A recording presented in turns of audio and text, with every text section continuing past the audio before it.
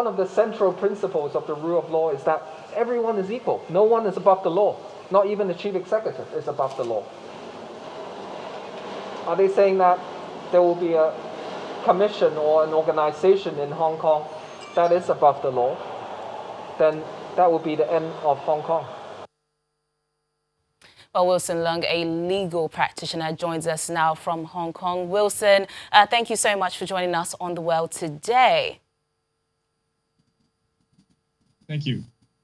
Well, what are the implications of this proposed law for Hong Kong? Yeah, this is an extremely dangerous proposal, which seems to basically signal the end of Hong Kong as a separate system from the mainland.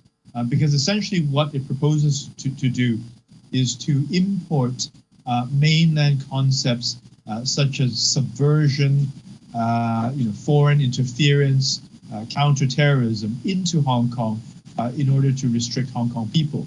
And we've seen on mainland China how these same very concepts are used to clamp down very violently on any dissidents or the pro-democracy advocates.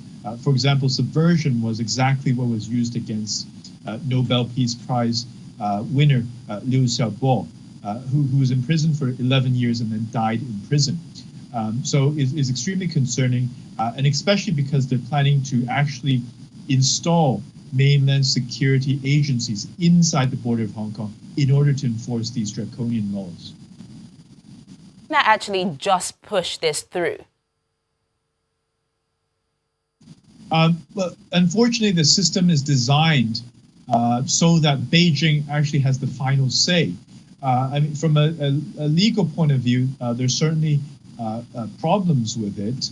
For example, one thing is that Beijing is not supposed to directly rule by decree like they're doing now, except for very restricted circumstances, which don't seem to apply here. But unfortunately, the right of ultimately interpreting what that law means, unfortunately, rests with Beijing, and they can interpret it in any way they like, including saying black is white. Pro-democracy activists see this as an erosion of Hong Kong's autonomy. Are more protests like the one we've seen today? Are there more protests expected against this move in coming days? It's almost certain that Beijing's move is going to ignite further protests in the city, because really with this proposed law, Hong Kongers really have their backs against the wall. Either they protest and resist now, or they wait for mainland-style restrictive laws to be imposed in a couple of months' time. So for a lot of these Hong Kongers, they will really think that there's nothing left to lose, and so take to the streets. All right, then, legal practitioner Wilson Leung, thank you so much for joining us on The World today. Thank you.